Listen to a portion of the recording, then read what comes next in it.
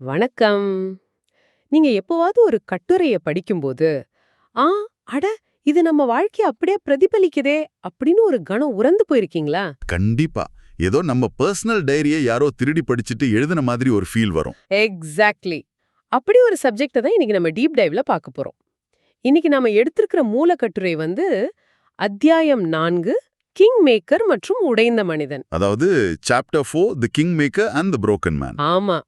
இது ஏதோ ஒரு சாதாரணமான பையன் பொண்ண மீட் பண்றாங்க, லவ் பண்றாங்க அப்படிங்கிற வழக்கமான ரொமான்டிக் கதை கிடையாது. இந்த கட்டுரைய நாம சும்மா மேலோட்டமா பார்க்க போறதில்ல. இதுல சொல்லப்பட்டிருக்கிற விஷயங்கள ரொம்ப நேர்மையாக பகுப்பாய்வு செஞ்சு ஒரு ஹானஸ்ட் ரிவ்யூ பண்ண போறோம். இந்த அலசலோட முக்கியத்துவமே அதுதான். ஏன்னா இது ஒரு சைக்காலஜிக்கல் மிரர், ஒரு உளவியல் கண்ணாடின்னு சொல்லலாம். உளவியல் கண்ணாடி. சூப்பரான வார்த்தை. ஏன்னா வெற்றி ஒரு மனுஷனோட மனசை எப்படி மாத்துது, குறிப்பா நாம் இன்னும் சிறந்தவற்றுக்கு தகுதியானவர்கள் அப்படிங்கிற ஒரு மாயை, அதாவது வி டிசர்வ் பெட்டர் அப்படிங்கிற ஈகோ எப்படிப்பட்ட விளைவுகளை ஏற்படுத்துதுன்னு இது அப்பட்டமா காட்டுது. அந்த ஈகோ வந்து அவனையே எப்படி அழிக்க பாக்குது அப்படிங்கறத எந்த ஒளிவு மறைவும் இல்லாம இதுல பேசியிருக்காங்க.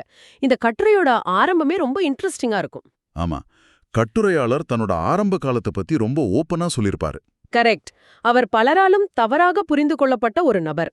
லவ் பண்ணலான்னு போன இடத்துல எல்லாம் அந்த ஃப்ரெண்ட் ஜோன்ட் அல்லது ப்ரோ ஜோன்ட் அப்படின்னு சொல்லி ஓரங்கட்டப்பட்டிருக்காரு. அது மட்டும் இல்லாம அவருக்கு இருந்த ஒரு பெரிய பிரச்சனை எதையும் ஓவரா யோசிக்கிறது. ஆமா, ஒரு ஓவர் திங்கிங் மெஷின் அப்படின்னு தன்னை அவர் வர்ணிச்சுக்கிறாரு. எந்த ஒரு சின்ன விஷயமா இருந்தாலும் அதை போட்டு மூளையில அரைச்சுக்கிட்டே இருக்கிற ஒரு கேரக்டர். அப்படிப்பட்ட ஒருத்தர் வாழ்க்கையில தான் அவரோட சிண்ட்ரெல்லா வர்றாங்க. அந்த சிண்ட்ரெல்லா டைனமிக் வந்து ரொம்ப சுவாரஸ்யமானது. இங்கே நீங்க கவனிக்க வேண்டிய விஷயம் என்னன்னா, அந்த பொண்ணு அவரோட சாதனைகளையோ பேங்க் பேலன்ஸையோ இல்ல அவர் ஃபியூச்சர்ல பெரிய ஆளா வருவாங்கறத பார்த்தோ வரல. அவங்களுக்கு தேவையானது அவரோட இருப்பு, அதாவது அவரோட பிரசன்ஸ் மட்டும்தான். உண்மைதான். இருங்க, இங்க நீங்க ஒரு முக்கியமான மேற்கோள சொல்லணும்னு நினைச்சீங்களே. ஆமா, இங்க ஒரு ஆழமான விஷயத்தை அவர் சுட்டி காட்டுறாரு. எதிர்காலத்தை பற்றி மட்டுமே சிந்தித்து அதற்காக தயாராகிக் கொண்டே இருந்தால் உனது நிகழ்காலத்தை இழந்து விடுவாய் அப்படின்னு அந்த பொண்ணு சொல்றாங்க. வாவ், ரொம்ப பவர்ஃபுல்லான லைன். கண்டிப்பா. எப்ப பாரு ஃபியூச்சர்ல என்ன நடக்கும், அடுத்தது என்ன பண்ணலாம்னு பிளான் பண்ணிக்கிட்டே இருக்கிற ஒருத்தருக்கு இந்த நிமிஷத்துல வாழ கத்துக் கொடுக்கறாங்க. அந்த பொண்ணு எப்படி கட்டுரையாளரோட அந்த ஓவர் திங்கிங்க்கு ஒரு பெர்ஃபெக்ட் பஃபர், அதாவது ஒரு வடிகாலாக மாறினாங்க அப்படிங்கிறது இங்க ரொம்ப தெளிவா புரியுது. அந்த டைனமிக் செட் ஆன உடனே அவங்க பாண்டிங் ரொம்ப ஸ்ட்ராங்கா மாறுது. ஆரம்பத்துல 2 பேர் கையிலயும் எதுவுமே இல்ல. ஒன்றுமில்லாத நிலையில காதலை தொடங்கி ஒருவருக்கொருவர் துணையாக நின்னு முன்னேற ஆரம்பிக்கிறாங்க. ஆமா, கட்டுரையாளர் கொஞ்சம் கொஞ்சமா வெற்றிகளை ஈட்டி ஒரு லீடரா உயர்றாரு. ஆனா ஆனா இங்கதான் அந்த சிக்கல் ஆரம்பிக்கிறது. நம்ம எல்லாரும் வாழ்க்கையில முன்னேறணும்னு ஓடுறோம். ஆனா வெற்றி கைக்கு வந்த உடனே என்ன ஆகுது? ஒரு மனிதனோட மனம் சத்தமே இல்லாம மாறுது. வெற்றி வந்த உடனே எனக்கு இன்னும் சிறப்பானது கிடைக்க தகுதி இருக்கு அப்படிங்கிற ஒரு எண்ணம் அவருக்குள்ள நுழையுது. ஐ டிசர்வ் த பெஸ்ட் அப்படிங்கிற அந்த தாட். எக்ஸாக்ட்லி. அந்த தாட் ஒரு பெரிய ட்ராப். அது வரைக்கும் அன்பை மதிச்ச ஒருத்தர் திடீர்னு தன்னை ஒரு பெரிய ஆளா ஃபீல் பண்ண ஆரம்பிக்கிறாரு. தன்னிடம் ஏற்கனவே உள்ள அன்பான உறவோட மதிப்பு மெதுவா மங்குது. மனம் புதிய சிந்தனைகளை நோக்கி அலைப்பாயுது. அதான் அந்த வாண்டரிங் ஐஸ் அப்படின்னு சொல்றாரு இல்லையா? ஆமா, அத அவரே ஒரு வகையான மாசப்பாடு, ஒரு பொல்யூஷன் அப்படின்னு ரொம்ப நேர்மையா ஒத்துக்கிறாரு. இத நாம கண்டிப்பா விமர்சிச்சாகணும். அந்த பொல்யூஷன் அப்படிங்கிற வார்த்தை ரொம்ப ஸ்ட்ராங்கா இருக்கு. ஏன்னா மாசுபட்ட மனங்கள் மற்றவர்களை காயப்படுத்தும் அப்படிங்கிற வரியோட ஆழம் ரொம்ப பெரியது. நீங்க ஒருத்தரை நேசிக்கிறீங்க, ஆனா உங்க வெற்றி உங்களை வேறொரு லெவலுக்கு எடுத்துட்டு போகும்போது அவங்க நமக்கு செட் ஆவாங்களான்னு யோசிக்கிறதே ஒரு துரோகம்தான். அந்த எண்ணம் அவங்கள அறியாமலேயே பார்ட்னரை காயப்படுத்த ஆரம்பிச்சிடும். இந்த சக்சஸ் அப்படிங்கிற மாயை எப்படி உடையுது அப்படிங்கிறதுக்கு அவர் ஒரு அருமையான பாப் கலாச்சார உதாரணத்தை மூலக்கட்டுரையில சொல்றாரு. ஆமா, அந்த ரப் நே பனாதி ஜோடி படத்தோட ரெஃபரன்ஸ். கரெக்ட். அந்த படத்துல வர்ற சூரி அப்படிங்கிற கேரக்டர் தன் மனைவிய சிரிக்க வைக்க என்ன வேணாலும் பண்ணுவான். கட்டுரையாளரும் தன்னை அந்த மாதிரி ஒரு ஹீரோவா தான் காதலிக்காக எதையும் சாதிக்கிற ஒரு கதாநாயகனா நினைச்சுக்கிட்டாரு. இது ஒரு டிபிக்கலான ஹீரோ காம்ப்ளெக்ஸ். ஆனா யதார்த்தம் வேற.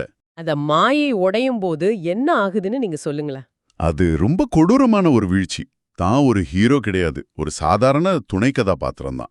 சொல்லப்போனா சில நேரங்கள்ல தான் ஒரு வில்லனா கூட இருந்திருக்கோன்னு உணரும்போது ஏற்படுற வீழ்ச்சி இருக்க, அது ரொம்ப வலி நிறைஞ்சது. தன்னோட போலி பிம்பம் சுக்கு நூறா உடையுது. ஆனா அந்த வீழ்ச்சியிலயும் ஒரு பெரிய ட்விஸ்ட் இருக்கு. ஆமா, அவரோட சிண்ட்ரெல்லா. எக்ஸாக்ட்லி. அவர் எந்த சிண்ட்ரெல்லாவ தனக்கு செட் ஆக மாட்டான்னு கொஞ்ச நேரம் நினைச்சாரோ அதே சிண்ட்ரெல்லா தான் அவர் கீழே விழும்போது கைவிடாம தாங்கி பிடிக்கிறாங்க. அதனால தான் அவங்கள ஒரு கிங் மேக்கர் அப்படின்னு பெருமையா கூப்பிடுறாரு. உலகத்துல நிறைய ராஜாக்களும் ராணிகளும் இருக்கலாம். ஆனா எல்லாராலும் ஒரு கிங் மேக்கர் ஆகிட முடியாதுன்னு அவர் சொல்றது ரொம்ப எமோஷனலான ஒரு விஷயம். அந்த அடித்தளம் இல்லனா அவர் எப்பவோ உடைஞ்சு போயிருப்பாரு. இப்போ நான் இத கேக்குறவங்க கிட்ட ஒரு கேள்வியா வைக்க விரும்புறேன். ஏன் பொதுவா ஆண்கள் தங்களோட குற்ற உணர்வையும் இந்த வெற்றி தரும் குழப்பங்களையும் வெளியே சொல்றதே இல்ல? இது மூலக்கட்டுரையில உள்ள மிக முக்கியமான சமூக விமர்சனம். ஏன்னா சமூகம் ஆண்களை எப்படி வளர்க்குதுன்னு நாம பார்க்கணும். ஒரு ஆணாயிரு, புகார் சொல்லாத, உடைந்து போகாத, இப்படிதான் அவங்க மூளையில விதைக்கப்படுது. அழுதா நீ ஆம்பளையே இல்லன்னு சொல்ற சமூகம் இது. கரெக்ட். அதனால ஆண்கள் உடைந்து போவதில்லை, மாறாக மௌனமாக வளைகிறார்கள். பெண்ட் சைலண்ட்லி அப்படின்னு சொல்றாரு. அது ஒரு பயங்கரமான மெட்டஃபர். இரும்பை வளைக்க வளைக்க உடையாது, ஆனா ஷேப் மாறும். அது போல. ஆமா, அவங்க செயல்படவே வளர்க்கப்பட்டவர்கள், உணர்வுகளை பற்றி சிந்திக்க மறுக்கிறார்கள். அதான் raised to perform, not process. ஒரு கார்ப்பரேட் மீட்டிங்ல உட்கார்ந்துகிட்டு ரொம்ப கேஷுவலா சிரிச்சு பேசிட்டு இருப்பாங்க. ஆனா மனசுக்குள்ள அழுதுகிட்டு இருப்பாங்க. உணர்வில்லாத வெற்றிகளை ஊருக்கு முன்னாடி கொண்டாடுறது, தனிமையில கஷ்டப்படுறது, இதுதான் ஆண்களோட இரட்டை வாழ்க்கை. இத அவர் ரொம்ப ஆழமா பகுப்பாய்வு செஞ்சிருக்கார். இந்த இரட்டை வாழ்க்கையோட உச்சகட்டத்துல தான் அந்த எனக்கு இன்னும் சிறக்கானது தகுதி இருக்கு அப்படிங்கிற எண்ணம் எவ்ளோ பெரிய தப்புன்னு அவருக்கு புரியுது. அது உண்மையில் ஒரு முகமூடி அணிந்த பேராசை, ஒரு மாஸ்க்டு ஃபார்ம் ஆஃப் கிரீட் அப்படிங்கிற ஒரு உணர்ற இடத்த நம்ம கண்டிப்பா பாராட்டியே ஆகணும். ஆமா, ஏன்னா யாருமே தப்பு செஞ்சுட்டு இவ்ளோ நேர்மையா ஒத்துக்க மாட்டாங்க. இதுல இன்னொரு ஆதங்கமும் அவருக்கு இருக்கு. உணர்வு பூர்வமான விசுவாசம், அதாவது எமோஷனல் லாயல்ட்டி என்றால் என்ன என்பதை யாரும் இவங்களுக்கு கற்றுத்தரவில்லை. காசு எப்படி சம்பாதிக்கணும்னு சொல்லி கொடுத்த சமூகம் காதலை எப்படி தக்க வச்சுக்கணும்னு சொல்லி கொடுக்கல.